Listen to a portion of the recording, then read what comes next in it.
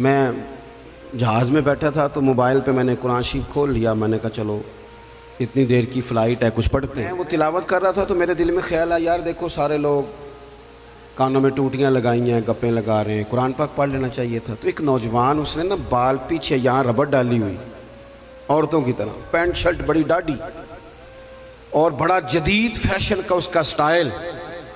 तो मेरे साथ जो सीटें थी उन पे वो बैठ गया और फिर उसने फ़ाइलों के अंदर से सूरत यासीन निकाल दी। और जब उसको मैंने तिलावत करते देखा ना तो मैंने दिल ही दिल में माफ़ी भी मांगी अल्लाह से।